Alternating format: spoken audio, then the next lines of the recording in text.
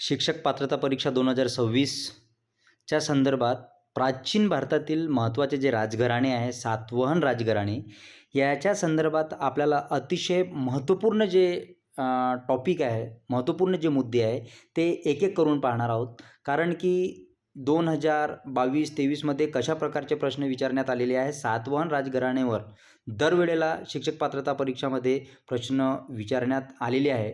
म्हणून आपण अतिशय महत्त्वपूर्ण जे मुद्दे आहे ते मुद्दे आपण कव्हर करणार आहोत.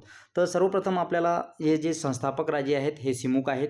त्याची जी राजधानी आहे प्रतिष्ठान, आजचे पैठण आणि नंतर अमरावती ही राजधानी झाली होती. त्यानंतर सातवाहन साम्राज्याचा जो विस्तार आहे तो विस्तार महाराष्ट्र, आंध्र प्रदेश, मध्य प्रदेश आणि कर्नाटक इत्यादी राज्यामध्ये होता. त्यानंतर सातवाहन घराण्याची जी भाषा आहे ती प्राकृत भाषा होती. त्यानंतर चलन जे आहे ते चलन शिशे, तांबे आणि चांदीची नाणी.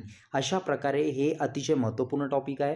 त्यानंतर आपल्याला पाहायचं आहे की प्रसिद्ध राजे कोणकोणते होते. सातवाहन राजघराण्यामध्ये प्रसिद्ध राजे होऊन गेलेले आहेत. त्यांचे नाव काय आहेत तर 1 नंबरवर आहे सिमुक आणि हे आपल्याला माहीतच आहे की हे संस्थापक होते. त्यानंतर 2 नंबरचा आहे की सातकर्णी प्रथम यांनी राज्याचा विस्तार केला सातवाहन राजघराण्याचा.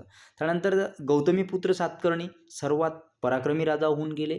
त्यानंतर वशिष्ठीपुत्र पुलमावी यांनी व्यापार वाढवला आणि यज्ञश्री सातकर्णी हा शेवटचा आणि प्रभावी राजा होऊन गेलेला आहे.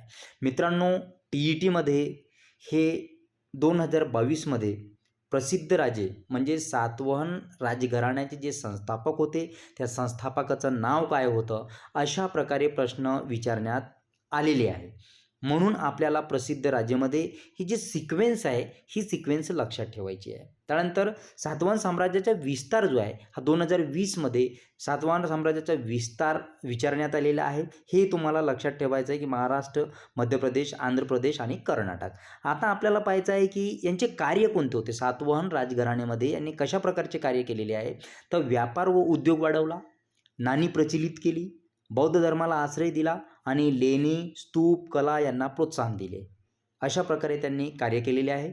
त्यानंतर महत्त्व, सातवाहन राजघराण्यामध्ये महत्त्व कशा प्रकारचे होते तर महाराष्ट्राच्या इतिहासात सातवाहन काळ सुवर्ण काळ मानला जातो. अतिशय महत्त्वपूर्ण ओळ आहे की महाराष्ट्राच्या इतिहासामध्ये सातवाहन हा जो काळ आहे हा काळ कोणता काळ म्हणून ओळखला गेलेला आहे तर सुवर्ण काळ मानलेला आहे. म्हणून हे एक्झामच्या दृष्टिकोनातून तुम्हाला लक्षात ठेवायचं आहे.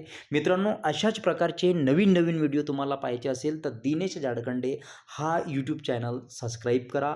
विनामूल्य आहे आणि तुम्हाला पेपरमध्ये हमखास पेपर क्रमांक 2 ज्यांनी सामाजिक शास्त्र निवडलेलं आहे त्यांच्यासाठी अतिशय महत्त्वपूर्ण अशा प्रकारची ही सिरीज आहे. धन्यवाद.